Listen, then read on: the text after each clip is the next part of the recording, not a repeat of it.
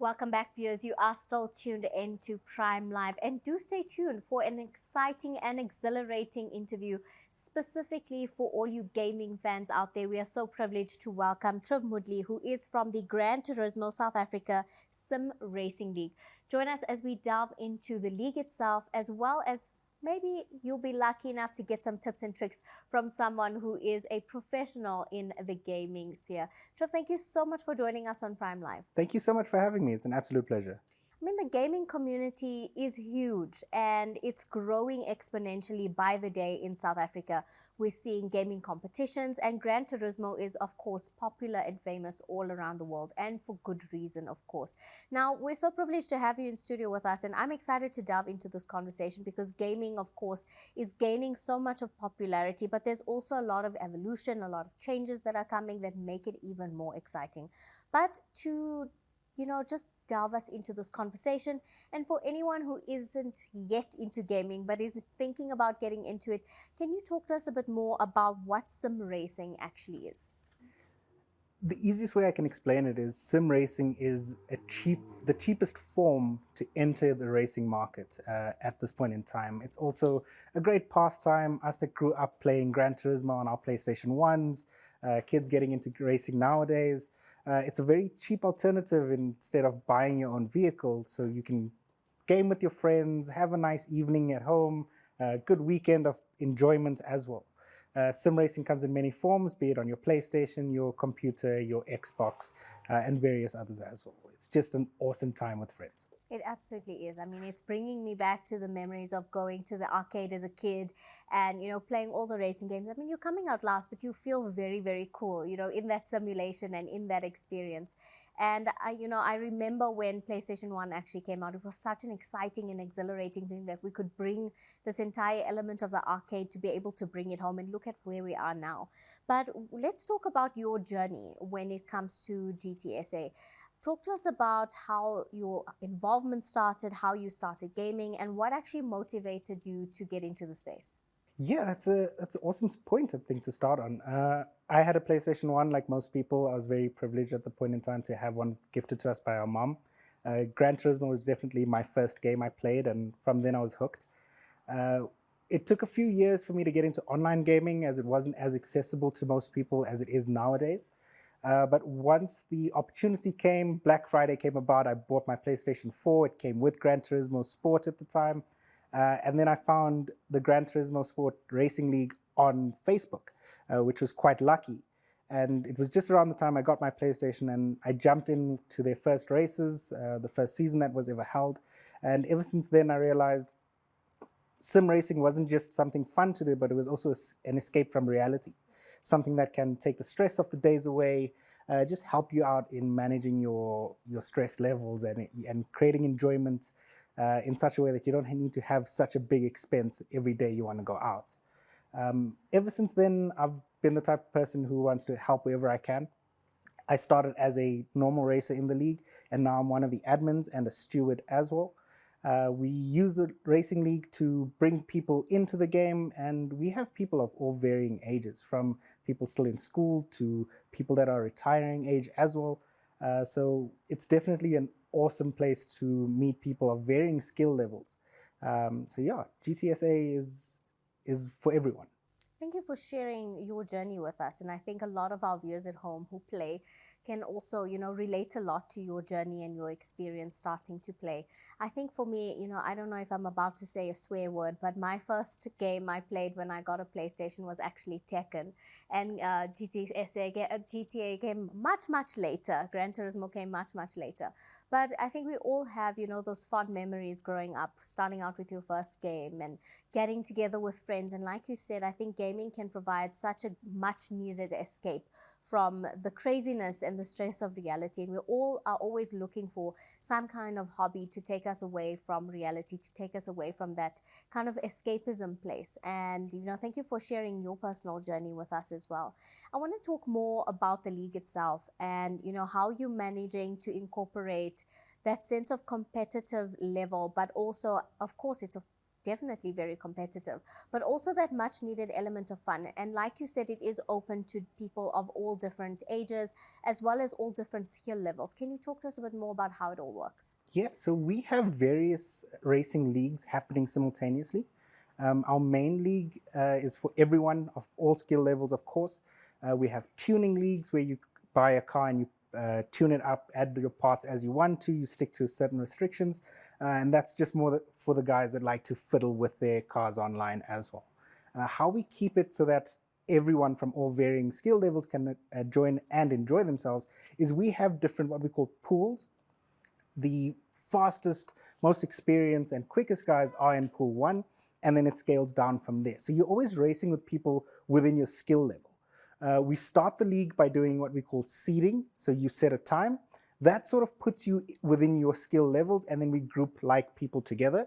Not to say that's where you stay the entire season, because if you are winning races, if you come within the top 4, you move up to the next pool, and if you come in the bottom 4, you also move down. So it makes it that sense of competitiveness comes into play, but how we also offset that so that the slower guys don't always remain slow is we always have chats going on our Discord, on our Facebook, on our website. So you can ask questions, you can ask for advice, you can get training and coaching from guys. Some people ask for payments, some people do it for free, but there's so many resources around these days that a novice can come in and win the whole thing at the end of the day. We make it so that you don't have to have the best equipment in the world in order to be the best. We try and create a level playing field in that respect as well. I really like that because I think there's a lot of young people out there who are not yet part of the gaming community. But what I do like about the gaming community is they're always welcoming to people who are, ever ready to join. And I like that the league, of course, has that element where you do, offer availability for people who maybe haven't played before. Give them an opportunity to learn a new skill, be part of a greater community, and do something fun. And I think it's an amazing initiative to bring young people together for a common goal, for a common initiative, and of course, have some fun with gaming as well. But what I also want to talk about today is when it comes to the gaming industry, and particularly with GTSA. We know that the gaming community is ever evolving, ever changing and transforming. Where do you see GTSA moving forward in the future? That's an awesome question. So when GTSA started, it was just a place for people to come and enjoy themselves. We found that within this community, we can help others and uplift them as well. And we have something that we call GTSA Pays Back. And I was fortunate enough to be a recipient of something like that. When I had lost my job, I had to sell my PlayStation that I worked so hard for, and I had to drop out of the league.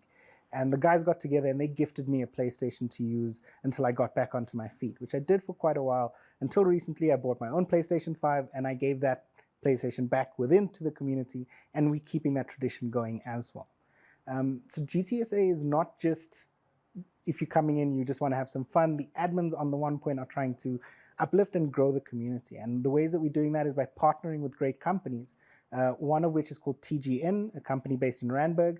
They create and sell gaming rigs, but they also have a facility where if you obviously don't have the money to outlay your own gaming rig, you can go there, hire one for a couple hours, race with your friends. I think they take up to 10 people at a time, so it's always a good competitive spirit that you can have.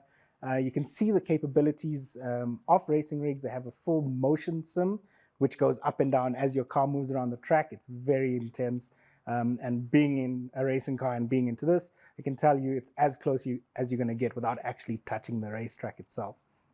And so using platforms like this, companies like TGN, companies like TrackArt, they can grow their platforms as well as show the sim racers who have no idea what capabilities there are, what's out there and what the next step could be. And also on another point, we have people that have come, middle of their working career, when they grew up, they didn't have the opportunity to buy or get into racing because of their affordability or what it might be, but now they're living that childhood dream. And we've seen guys come in. We had one racer, someone close to our heart, Roddy. He was a very elderly gentleman. I think he was in his 70s. He used to race with us so often. Unfortunately, he passed away. But we keep his memory alive in everything we do as well. So we ensure that we never forget where we come from, but we're showing people what capabilities there actually are within sim racing. The money that people make from streaming these days can not just support themselves, but their families as well. And we're seeing this overseas, and it's happening more and more in South Africa. And with leagues like this, we give racers a platform to not just create more content, but grow their viewership as well. Absolutely. I mean, condolences to you and your friends and your community as well on the loss. And, you know, I think what's so touching about what you're talking about is I see the very deep sense of community that exists there. It goes beyond that competitive getting together when you're racing, but there's a family element there, there's a community there, and you're bringing people together of all different ages, and you're supporting each other, more importantly, on a personal level, and, you know, on that fun and interactive level when you're gaming as well. And I think that's what it's all about. I love that we are having all these different kinds of hobbies, all these different kinds of communities that we get to be part of, and we get to interact with people from so many different walks of life, and they can change you and mold you in so many different ways. And I think the gaming community is absolutely something like that. And from your experiences, thank you for sharing with us. I think it's amazing to see how, you know, your league and your community has been able to bring people together and give them a place to belong, a family, you know, give them that sense of hope, that sense of friendship that a lot of people do need, and that much needed sense of escapism as well. Now I want to talk about setup. You know, what is the ideal, or maybe you can give us the polar opposite. What is like the ultimate ideal setup to play GTSA, or what exactly for maybe a beginner, what are some of the starter tools that you might need? All right, so to start off with, let's begin there. All you really need is a TV, your PlayStation or console, and a controller. You don't need much more than that. You're going to have so much of fun just with those things as well. It is an epic starting point as well. On the upper end, obviously a lot more expensive, you have a full-built custom rig, usually out of aluminium. There are guys that make it out of wood, out of PVC piping, and you can completely customize it as well. There are various companies around South Africa that allow you to do that. But the crux of it is obviously the wheels and the pedals. The starting level, I think what I like to refer to as the Toyota Corolla of the sim racing world, is the Logitech G29. It's one of those where if you just maintain it a little bit, it's going to outlast you and outlast your console. And we've proven this time and time again. From there, you go up into your Thrustmasters and your Moser steering wheels, but those obviously run you quite a bit. Starting out, I think it's about 30,000 Rand for a setup, but there is a lot more capable. So with the Logitech G29, it's a band wheel, it's quite capable, but then you get the direct drives in the Thrustmasters and the Mosers, and it's a lot more realistic feel because it fights back with you a lot better. It's a lot more precise. And we always say that if you move from controller to a wheel, you shave off about 2 to 3 seconds. But if you move from a Logitech G29 to a Moser, you shave off about the same as well. So that just shows you the capabilities and the differences in those price points.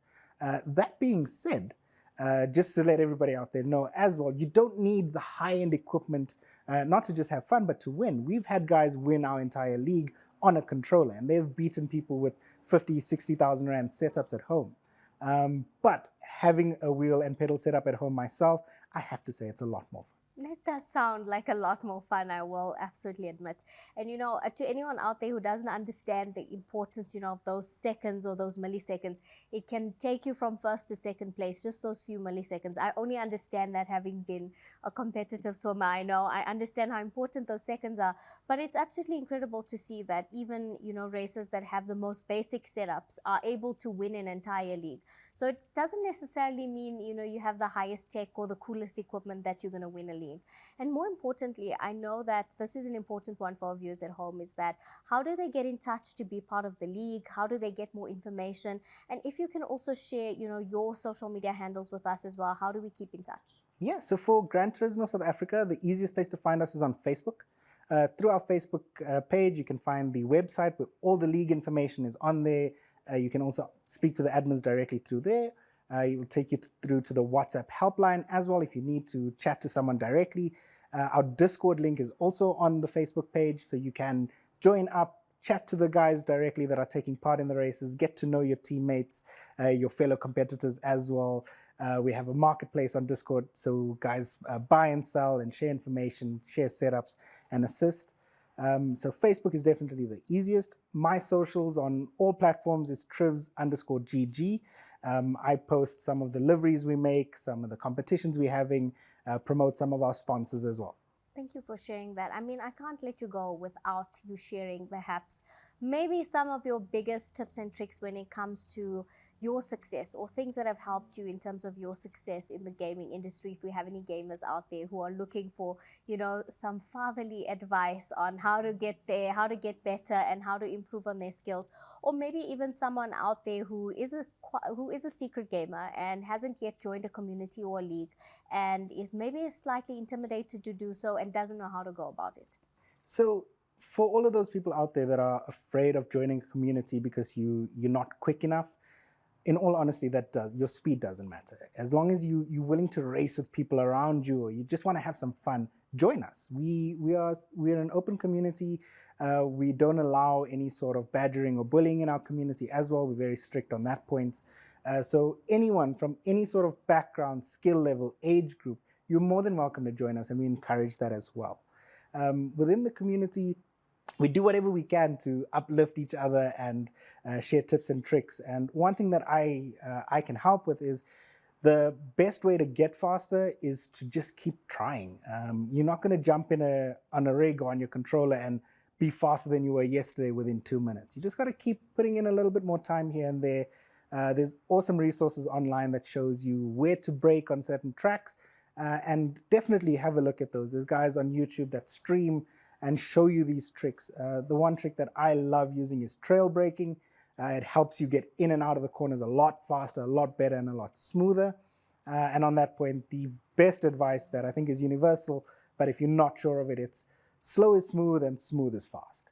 It doesn't make sense when you're hearing it, but when you're on track, if you are smooth, you're a lot faster than the guy going sideways. Triv, thank you so much for joining us on Prime Live. I mean, this was a really fun and exciting interview.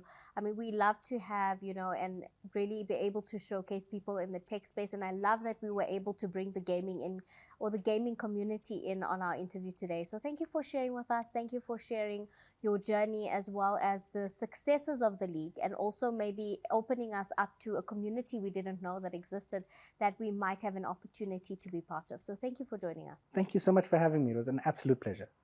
Viewers at home, that was Triv from Gran Turismo South Africa, the Sim League.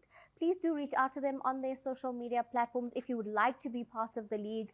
If you would like any tips, tricks, advice, please do reach out to them on their social media platforms. Join the community. As Triv said, it is an open community and everyone is absolutely welcome. So please do reach out to them on their social media handles. And if you are a gamer, please do also engage with us on our socials. Let us know your thoughts in the comments. We'd love to hear from you. But on that note, it is time for us to head over to an ad break, and we'll come right back.